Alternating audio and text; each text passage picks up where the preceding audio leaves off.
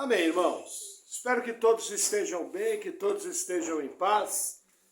Vamos à segunda carta de Paulo aos Tessalonicenses, capítulo 2, versículo 14, diz assim: Para o que, pelo nosso evangelho nos chamou, para alcançardes a glória de nosso Senhor Jesus Cristo.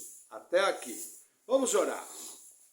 Senhor, nós oramos te agradecendo por tua palavra, oramos em nome de Jesus pedindo que o Senhor venha com a tua graça, nos dando sabedoria e discernimento.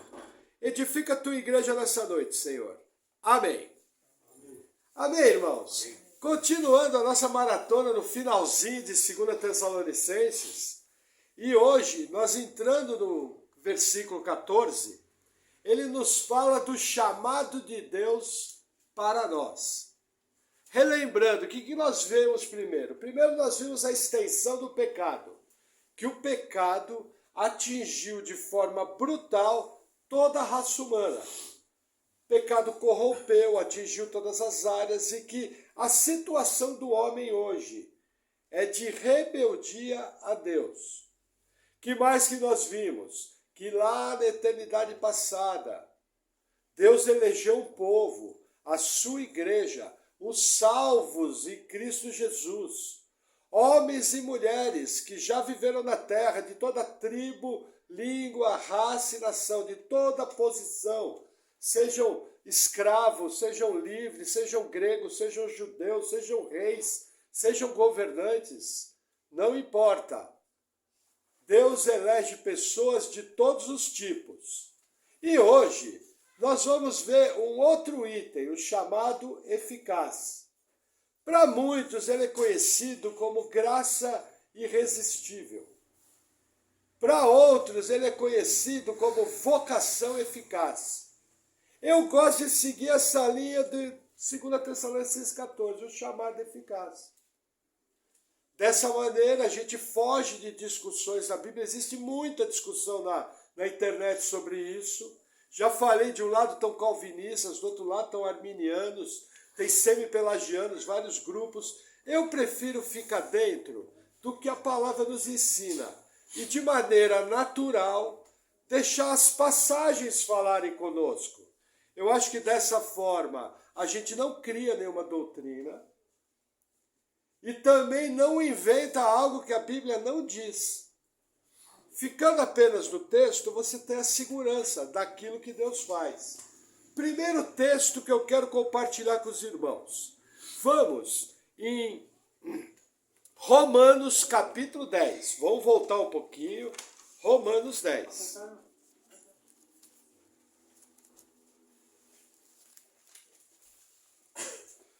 Romanos capítulo 10, versículo 21, diz assim. Vamos ler o 20. Romanos 10, 20. E Isaías ousadamente diz: Fui achado pelos que não me buscavam. Fui manifestado aos que por mim não perguntavam. Mas para Israel diz: Todo dia estendi as minhas mãos a um povo rebelde e contradizente. Até aqui. O que Paulo está falando? Paulo está falando da resistência do povo de Israel a Deus. O que Deus fala? Olha, todos os dias eu estendi a mão a esse povo. Mas esse povo não me quer. Esse povo é contradizente. O que é isso aqui? Isso aqui nada mais é que a depravação total. Nada mais é que a corrupção do pecado no povo. É o homem agindo pelo seu curso natural, sendo rebelde a Deus. Que mais? Agora vamos voltar um pouquinho. Livro de Atos dos Apóstolos, uma carta antes. Capítulo 7.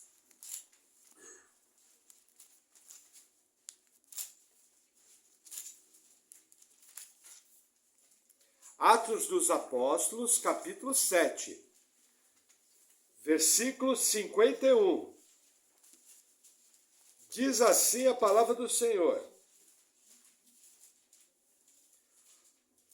Homens de dura cerviz e incircuncisos de coração e ouvido, Vós sempre resistis ao Espírito Santo, assim vós sois como os vossos pais. O que está acontecendo aqui? Estevão, o primeiro mártir cristão, está sendo julgado pelo Sinédrio, e ele faz um dos principais discursos de todo o Novo Testamento, e ele fecha o discurso falando uma dura verdade contra todas as autoridades judaicas, falando: homens de dura cerviz, vocês sempre resistem a Deus, vocês sempre resistem ao Senhor, vocês são rebeldes, vocês não querem saber a Deus. Tanto é que crucificaram a Jesus. Mais um texto em Atos dos Apóstolos, Atos 13. Versículo 8. Vamos ler o 7 para dar sentido. Não, tem que ler o 6. E havendo atravessado a ilha até Pafos, acharam um certo judeu, mágico, falso profeta, chamado Bar Jesus, o qual estava com o procônsul Sérgio Paulo, homem prudente. Este, chamando a si Barnabé e Saulo, procurava muito ouvir a palavra de Deus, mas resistia-lhes Elimás, o encantador, porque assim se interpreta o seu nome, procurando apartar da fé o procônsul. Aqui a informação aumenta. Não só Elimás estava resistindo à pregação do evangelho, como ele ainda estava tentando fazer com que o procônsul Sérgio Paulo não ouvisse a palavra. Não apenas ele está sendo rebelde, mas ele está querendo fazer com que o outro seja rebelde. O que Paulo vai fazer? Paulo vai ter uma palavra da parte de Deus, vai falar: o filho do diabo, você vai ficar cego agora, para aprender a não se intrometer nas coisas de Deus. E ele fica cego, temporariamente, como um aviso, como um castigo. E aí o cônsul Sérgio Paulo crê. Mas a gente percebe o quê? O camarada não só ele resistia, mas estava tentando fazer com que o outro se desviasse da fé. Que mais? Atos 18. Não, peraí, Atos 17.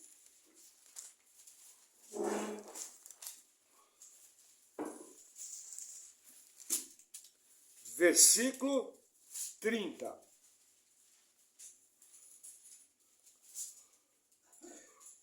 Mas Deus, não tendo em conta os tempos da ignorância, ordena agora a todos os homens em todo lugar que se arrependam, porquanto tem determinado um dia em que com justiça de julgar o mundo, por meio do homem que destinou, e disso deu certeza a todos, ressuscitando dentre os mortos. O que esse texto está falando aqui? Do chamado do Evangelho.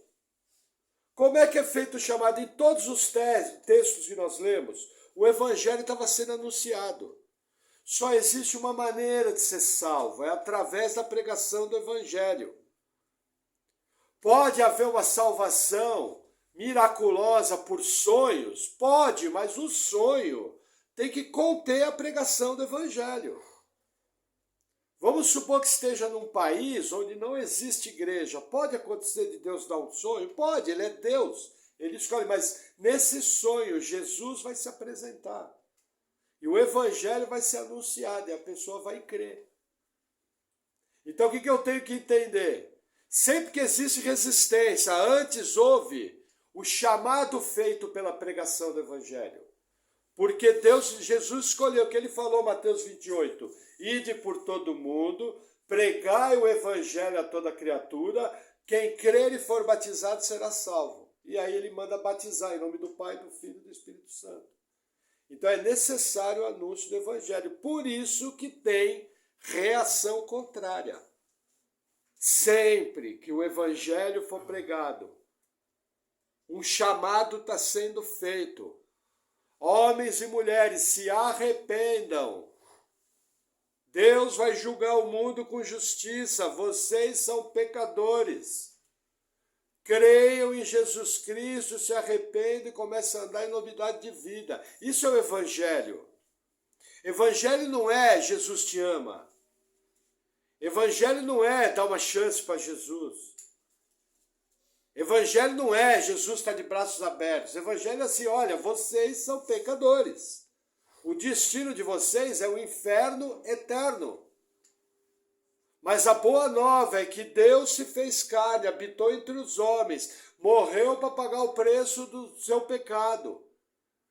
E Ele ordena a todos os homens que vocês creiam, se arrependam e confiem em Jesus Cristo e na sua obra para ser salvo. E aí que o ser humano faz? Na sua rebeldia, reage contra. É o que nós vimos nos textos. Mas vamos seguir um pouco mais. Agora vamos voltar. Evangelho de Mateus, capítulo 23. Volta lá umas 4 cartas. Evangelho de Mateus, capítulo 23. Passa por João, passa por Lucas, passa por Marcos. E você vai chegar em Mateus 23.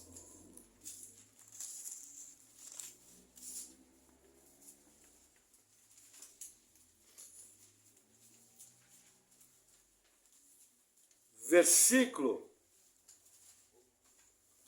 37. Jerusalém, Jerusalém, que mata os profetas e apedrejas os que te são enviados. Quantas vezes quis eu ajuntar os teus filhos, como a galinha ajunta os seus pintos debaixo das asas, e tu não quiseste. Eis que a vossa casa vos é deixada deserta. Até aqui. O que Jesus está falando à beira de Jerusalém? Jerusalém, Jerusalém, eu visitei vocês, eu fiz milagres no meio de vocês, eu realizei curas, eu avisei que o reino estava sendo chegado, mas vocês não quiseram. O que a gente vê em comum em todos esses textos? A rebeldia do homem. O homem resistindo a Deus, o homem resistindo ao chamado do Evangelho, o homem negando a pregação do Evangelho. Muitas vezes na sua vida, várias vezes você pregou para pessoas, elas tiveram a mesma reação. Talvez a diferença delas é que elas foram educadas, porque eram pessoas amigas, eram parentes, não queriam arrumar briga. Mas lá no coração delas havia um coração rebelde. E aí tem um outro texto importante no Evangelho de Mateus. Evangelho de Mateus, capítulo 22, versículo 14. Talvez um dos versículos mais mal interpretados da Bíblia. Eu já ouvi cada coisa em cima desse versículo aqui, de arrepiar os cabelos. A turma, em vez de falar, não sei, fica mais bonito, não sei. Perguntar para o meu pastor. Diz assim a palavra do Senhor, Mateus 22, 14. Porque muitos são chamados, mas poucos os escolhidos. Quem está falando isso? Jesus. Jesus está falando do quê? Do que nós tratamos no outro versículo, chamado geral do Evangelho.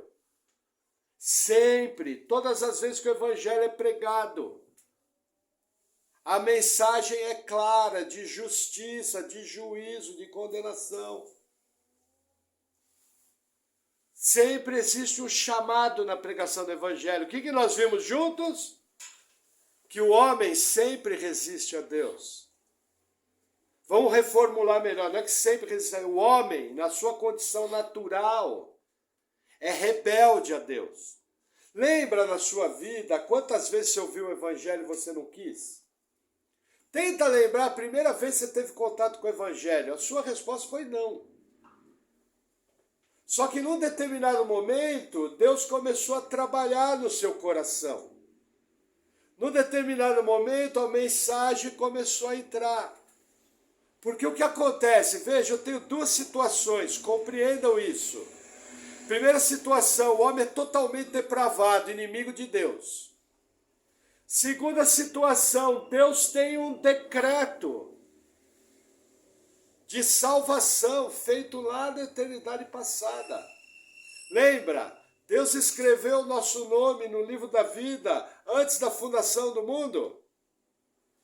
Essas duas situações se contrapõem. Olha a situação que eu tenho. O ser humano é rebelde, depravação total. E Deus tem um decreto de salvação para a sua igreja. E aí, como fica? Cai nesse versículo. Muitos são chamados, mas poucos escolhidos. Falando dos eleitos. O que Deus tem que fazer? É aquele exemplo que eu dei do barco. Imagina um grande navio cheio de pecadores, é a raça humana. Aí Deus manda um barquinho do evangelho. As pessoas dizem não. Aí Deus manda outro barquinho, as pessoas dizem não. Aí Deus manda outro barquinho, as pessoas dizem não. O que Deus tem que fazer? Deus enfia a mão no barquinho e puxa pelos cabelos. Eu decretei, eu salvo. Eu elegi, eu garanto o resultado. Isso é o chamado eficaz. Que muitos chamam de graça irresistível. O que eu quero demonstrar essa noite para você? Eu quero demonstrar que para vencer essa rebeldia do homem, porque o homem sempre resiste a Deus, é necessário a manifestação do poder de Deus. É necessário o milagre do novo nascimento. É necessário Deus retirar o coração de pedra e colocar o coração de carne. Por isso que ele prometeu. Eu vou tirar o coração de pedra. Ele não fala, vocês vão tirar o coração de pedra. Ele fala, eu vou tirar o coração de pedra. E vou colocar um coração de carne. E vocês seguirão a minha lei. E vocês não transgredirão mais.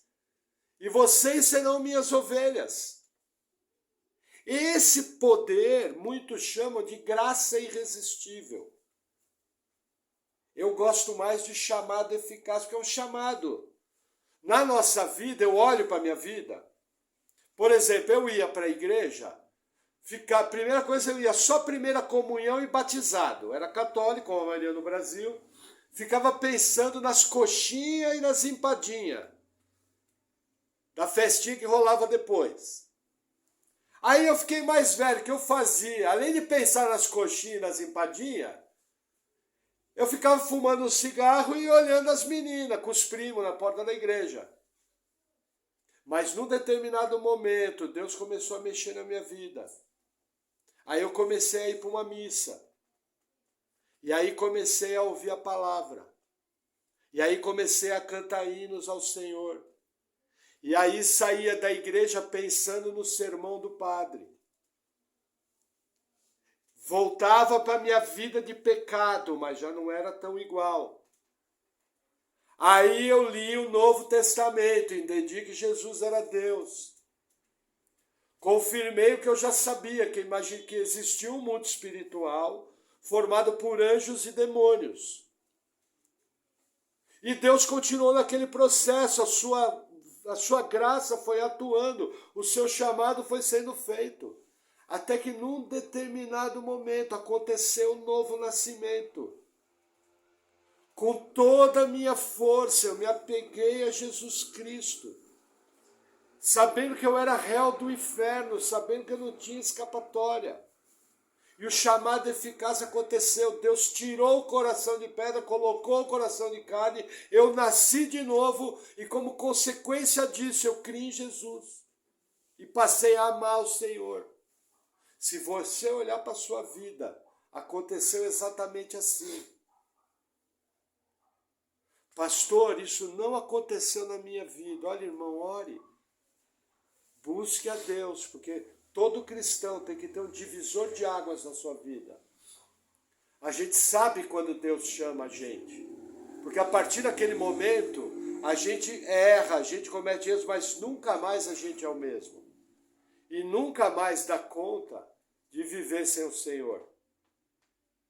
Por isso que eu tenho muita dificuldade com os chamados desviados. Para mim, os desviados de hoje em dia nunca nasceram de novo. Nós vamos falar melhor disso na outra palavra. Mas o que eu quero mostrar para vocês, olha para a sua vida, Deus fez um chamado. Esse chamado foi irresistível. Aquela rebeldia, aquele resistir a Deus, que a Bíblia mostra claramente, que a condição natural do homem é de resistir a Deus, é de resistir ao chamado geral. Deus colocou a mão no barquinho e puxou pelos cabelos. É lógico, esse é um exemplo meu, para ficar mais legal. Mas agora vamos falar de maneira mais bíblica. Deus trabalhou na vida das pessoas. E rompeu essa barreira, manifestou o seu poder. E cumpriu o seu decreto de salvação, feito lá na eternidade passada. E você foi salvo. E nós vamos ver alguns versículos aqui e entender um pouco de como isso funciona. Amém? Então vamos avançar. Isaías capítulo 14. Eu preciso correr um pouquinho, que são muitos textos. Isaías 14.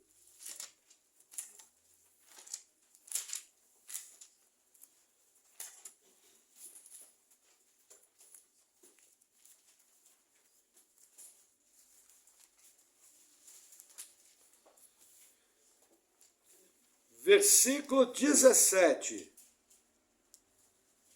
Eu acho que eu peguei errado. Vamos pular esse texto. Vamos para Isaías 43. Desculpe, irmãos. Às vezes pula um pontinho, pula alguma coisa. São muitos textos. Isaías 43.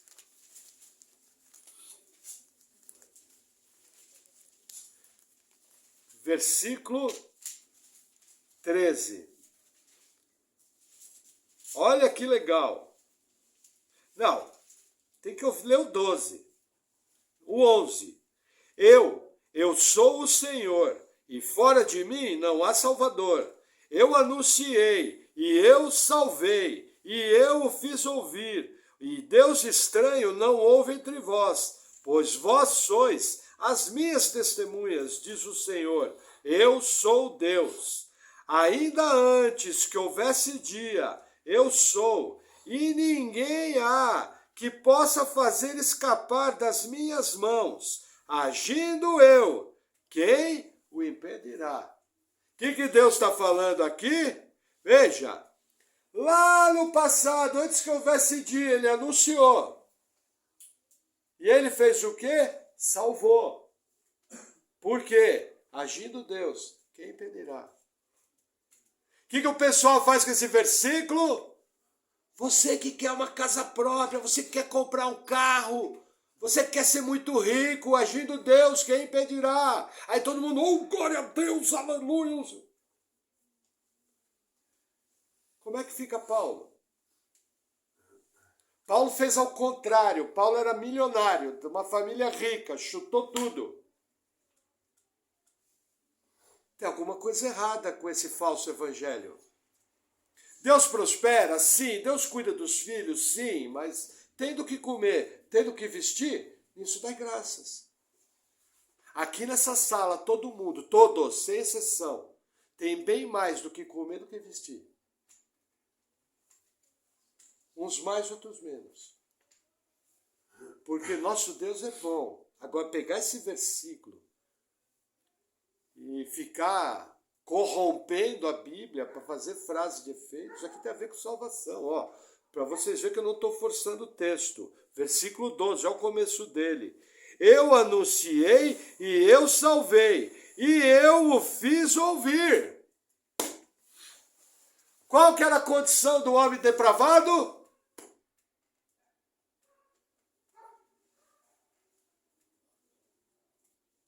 O que Deus faz? Efatá, abre. Ele anunciou, ele salvou, ele fez ouvir. Muitos são os chamados, mas poucos os escolhidos. Apenas os escolhidos, que tiveram o nome escrito no livro da vida, é que vai ser feito isso. Porque é um poder especial levantado para romper a rebeldia do homem. Isso tem que acontecer com todos os salvos. Amém? Vamos lá, Isaías 46, versículo 9.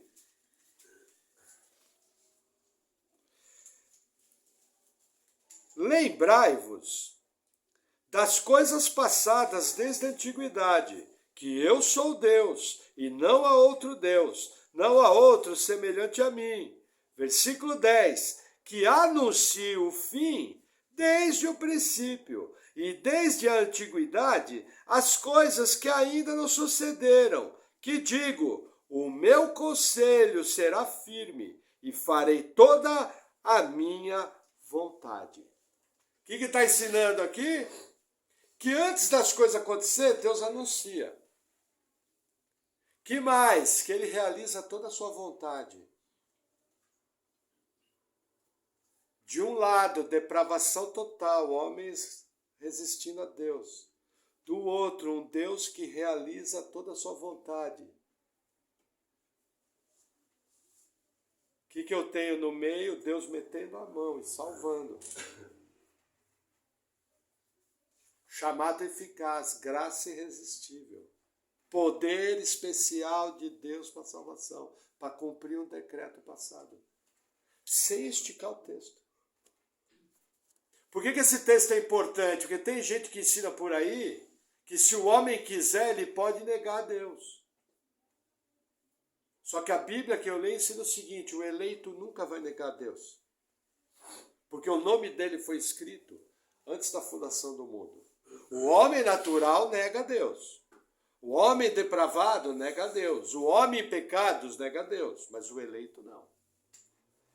Porque Deus fez um decreto e ele mesmo diz, agindo eu, quem impedirá? Aí você vai olhar e falar, o diabo impede. Onde é que está isso no texto? A vontade do ser humano impede. Aonde que está isso no texto? Você que está colocando. Se você quer colocar por sua conta de risco, você coloque, eu não. Porque tem gente que tem ousadia de colocar coisa no texto que não está. Tem aqui a palavra diabo, tem aqui a vontade humana no texto? Não. Tem a verdade, agindo eu, quem impedirá. Tá bom. Vamos seguir um pouco mais. Livro do profeta Ezequiel, 2 livros à frente, versículo 11.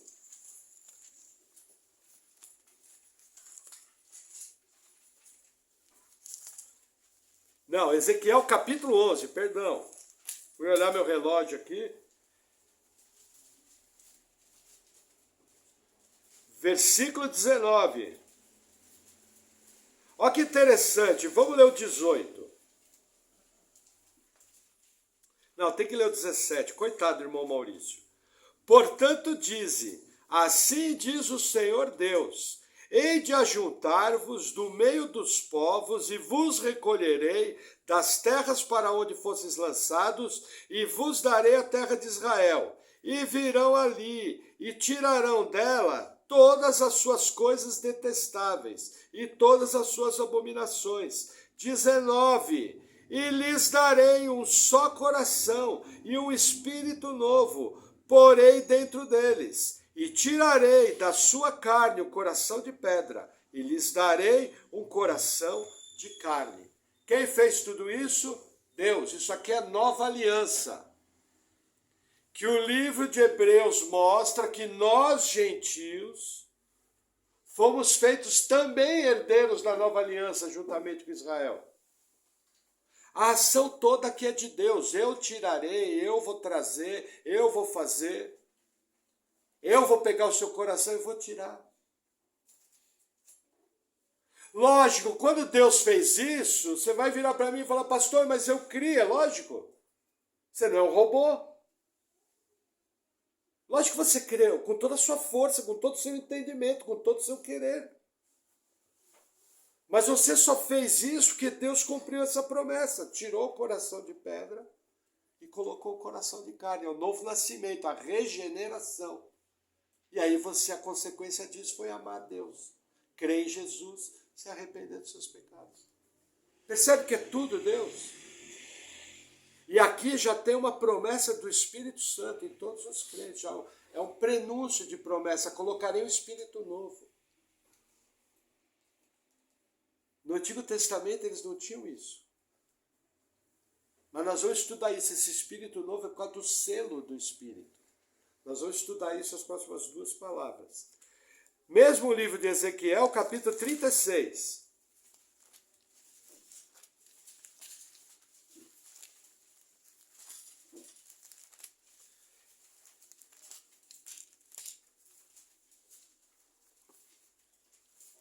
Versículo 26, diz assim.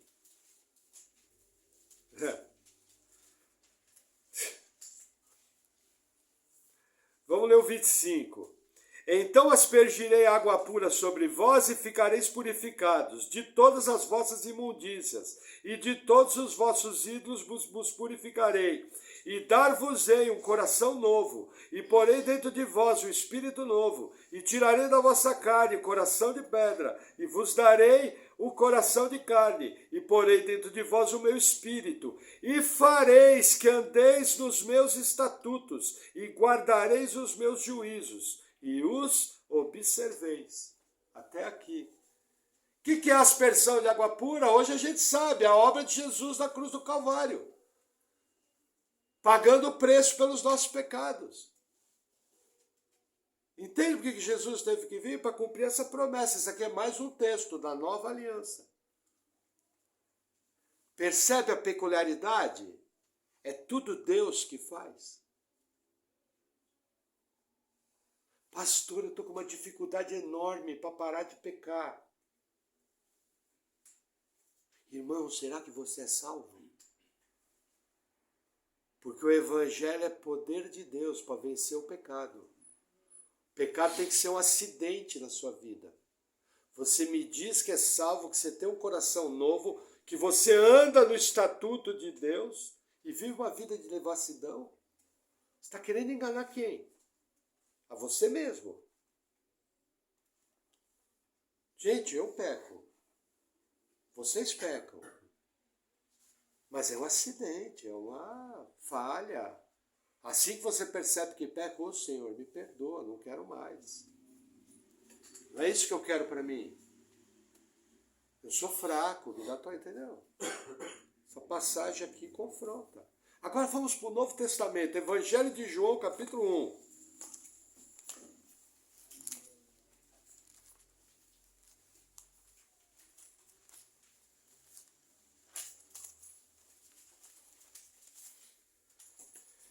Versículo 12, diz assim: Mas a todos quanto receberam, deu-lhes o poder de serem feitos filhos de Deus, aos que creem no seu nome. 13, os quais não nasceram do sangue, nem da vontade da carne, nem da vontade do homem, mas de Deus. Cumpriu ou não cumpriu? O que você aprende aqui? Não foi da sua vontade natural. Foi através do chamado eficaz. Deus veio, tirou o coração de pedra, colocou o coração de carne. E você imediatamente creu no Senhor e passou a amá-lo. Isso veio de Deus. Normalmente o crente legalista: farás isso, farás aquilo, não cometerás aquilo. Ele confia demais na justiça própria, porque ele acha que ele se salvou. Quando a pessoa entende que é Deus que salvou ele, aí a pessoa tem humildade, bola baixa. E depende mais de Deus. Porque ela sabe que a parte dela na salvação foi o pecado. O resto foi tudo Deus. Só que o mundo humanista não aceita isso. Essa pregação irrita o mundo. Irrita, confronta. Mesmo Evangelho de João, capítulo 10. Bem conhecido o texto. Tem a ver com o chamado. João 10, 26. Olha que interessante. Mas vós não credes, porque não sois das minhas ovelhas, como já vou-lo tenho dito. Como é que Jesus começa falando? Olha, vocês não creram porque vocês não são minhas ovelhas. Quem não é minha ovelha nunca vai crer. Nossa, pastor, é verdade. O inferno vai estar cheio de gente que nunca vai ser ovelha de Jesus. Pelo menos é o que a minha Bíblia diz. Multidão. Mas o texto continua, 27. As minhas ovelhas ouvem a minha voz, e eu conheço-as, e elas me seguem, e dou-lhes a vida eterna, e nunca hão de perecer, e ninguém as arrebatará da minha mão. Meu Pai, que mas deu, é maior do que todos, e ninguém pode arrebatá-las de meu Pai. Depois nós vamos estudar melhor essa passagem, mas aqui o que está falando, as ovelhas de Jesus creem, ouvem, lembra? Ouvirão. Abre. Foi o que aconteceu comigo e com você. A graça de Deus se manifestou, o poder de Deus se manifestou, o chamado aconteceu.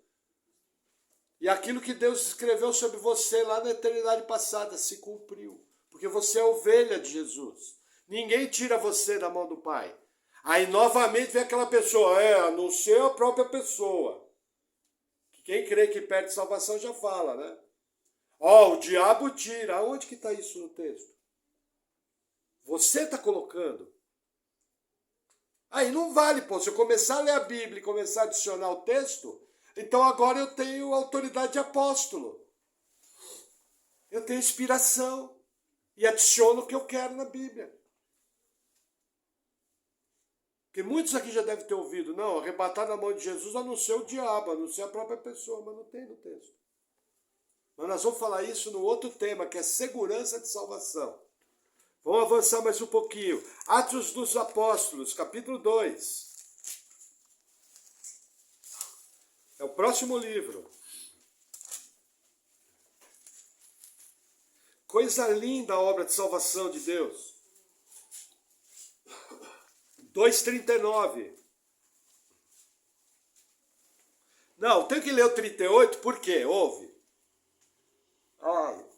Hoje eu estava ouvindo um pregador, chama-se Josemar Bessa. Foi a primeira vez que eu ouvi ele. Muito bom. Cheio do Espírito Santo. E ele estava falando sobre soberania de Deus. Que as pessoas não confiam na soberania de Deus. E hoje em dia, se faz um monte de pregação agradável e quer se dar um bom lugar para as pessoas sentar. E a igreja tem que ter estacionamento, e tem que ter culto disso, e tem que ter culto daquilo, e tem que ter dança de não sei o quê, e tem que sortear não sei o quê. Isso é falta de confiança na soberania de Deus. E ele defendia a seguinte tese, que você tem que pregar o evangelho. Seu único papel, que é o chamado. Lembra, chamado geral, chamado eficaz, tem que pregar o evangelho.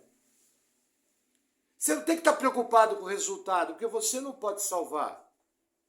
Olha a pregação de Pedro. Olha que simpático. Que bonzinho que Pedro é para pregar. Versículo 38 de João 2. E disse-lhes Pedro: arrependei-vos, e cada um de vós seja batizado em nome de Jesus Cristo, em remissão de pecados, e recebereis o dom do Espírito Santo, porque a promessa vos diz respeito a vós, a vossos filhos, e a todos os que estão longe, e tantos quantos Deus nosso Senhor chamar. O que está falando aqui? Arrependei o pecador. E vocês vão ter perdão do pecado. Isso é pregar o evangelho. Mas o que chama a atenção, o final do 39, a tantos quantos Deus, nosso Senhor, chamar. Não está escrito aqui, ao mundo todo que Deus chamar. Está escrito a todos quantos Deus chamar. Decreto de eleição, lá na eternidade passada. Não tem como negar. Não tem como negar. Pedro confirma. Mais um escritor bíblico. Se eu não me engano, já são 5 que confirmam a mesma coisa do que a gente leu. Aí vamos avançar mais um pouquinho. Livro de Romanos, capítulo 9. Não vejo a hora de pregar Romanos inteira para os irmãos.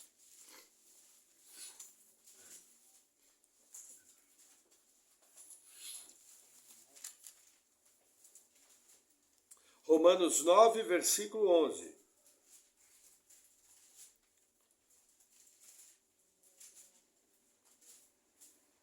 Nós vamos ler o 12.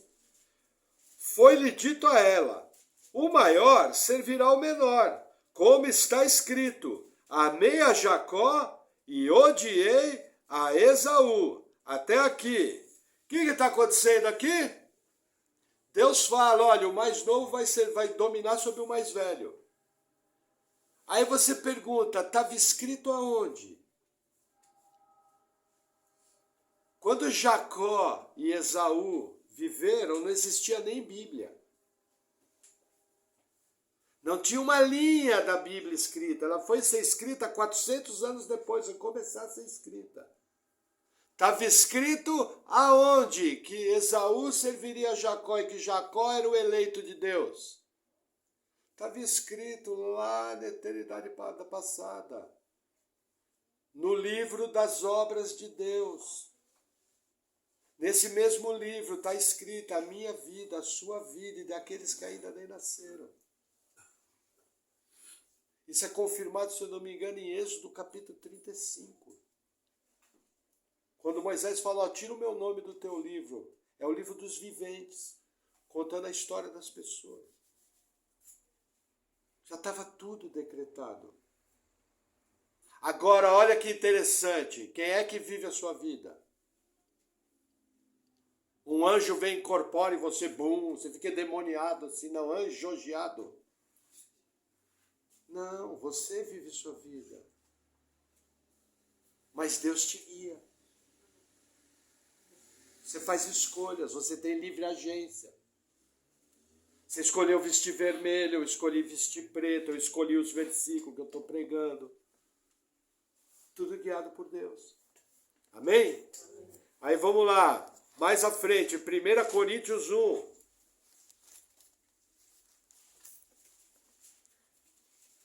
Versículo 23.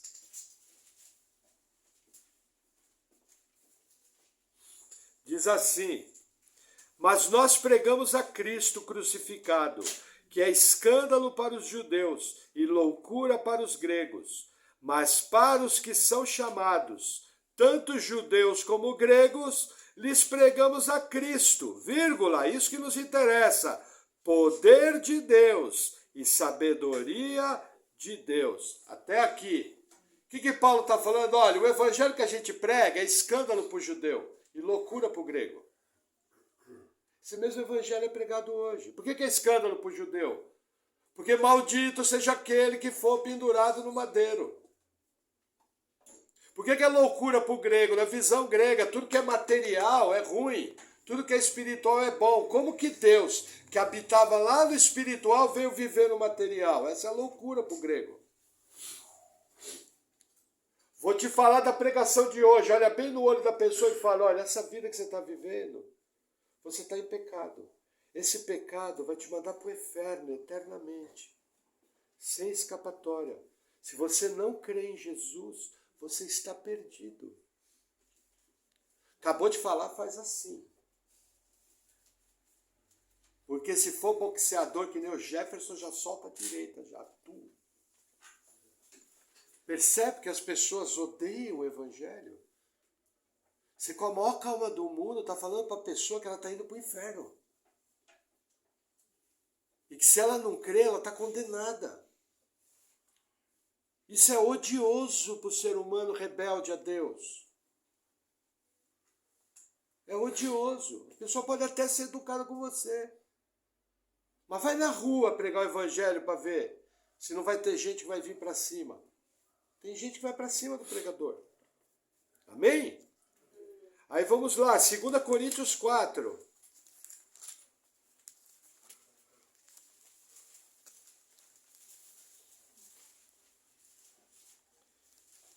Versículo 4. Diz assim, nos quais o Deus desse século cegou os entendimentos dos incrédulos, para que lhes não resplandeça a luz do evangelho da glória de Cristo, que é a imagem de Deus. Vamos fazer uma pausa aqui. O que Paulo está ensinando? Lembra que eu falei que a atitude normal do ser humano é ser rebelde a Deus? A atitude normal do ser humano é não enxergar, é não ouvir. Por que isso acontece? Porque o diabo cegou o entendimento dos homens. O homem natural vai sempre negar o evangelho. Porque ele está cego, ele está morto. Lembra do morto? Ele está morto. Mas olha a continuação do versículo, o milagre que Deus tem que fazer. Versículo 5. Porque não nos pregamos a nós mesmos, mas a Cristo Jesus, o Senhor, e nós mesmos somos vossos servos por amor de Jesus. 6. Porque Deus, que disse que das trevas resplandeça a luz, é quem resplandeceu em nossos corações para a iluminação do conhecimento da glória de Deus, na face de Jesus Cristo. Quem é que veio na sua treva e resplandeceu a luz? Deus. Quem abriu o seu entendimento? Deus. Está falando a mesma coisa que Isaías e que Ezequiel. Está falando a mesma coisa que João. É uma doutrina bíblica. É Deus que salva. Através do chamado eficaz. Pessoas perdidas, cegas. Vamos mais um pouquinho. Efésios 1. Você vai passar por Gálatas, vai chegar em Efésios.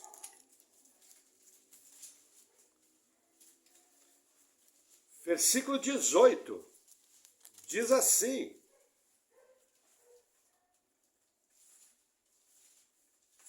Não, não é esse aqui. Vamos pular. Vamos. Outra carta, uma à frente. Filipenses 1. Eu troquei o versículo pela segurança de salvação, isso aqui. Filipenses 1. Versículo 6. Tendo por certo isso mesmo, que aquele que em vós começou a boa obra, a aperfeiçoará até o dia de Jesus Cristo. Quem começou a boa obra? Deus. O que ele vai fazer? Vai aperfeiçoar até a volta de Jesus. Amém. Mesmo Filipenses, capítulo 2, versículo 13. Bem conhecido. Porque Deus é o que opera em vós, tanto o querer como o efetuar, segundo a sua boa vontade. Lembra que eu falei que quem operou para você querer foi Deus? E quem deu poder para efetuar foi Deus? É o que Filipenses está falando aqui. Quem opera em nós o querer e efetuar é Deus. Aí nosso último texto, carta a Tito, capítulo 3, vai passar as 4 cartas à frente. Vai passar 1 Tessalonicenses, 2 Tessalonicenses, 1 Timóteo, 2 Timóteo, vai chegar Tito. Tito 3, versículo 4. Até eu me enganei, peguei 2 Timóteo. Tito 3, versículo 4. Diz assim: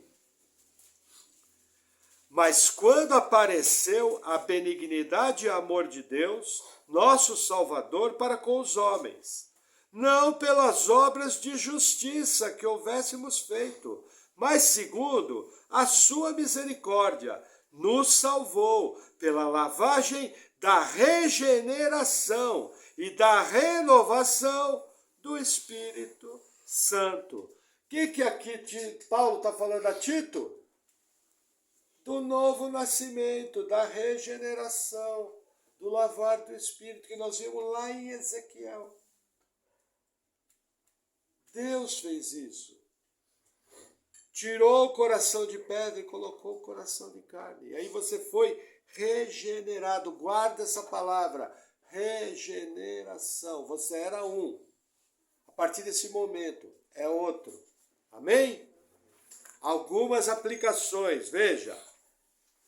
Muita gente, quando se apresenta essas doutrinas, eles falam que essa doutrina aqui é diabólica. Tem gente que fala que é uma doutrina demoníaca.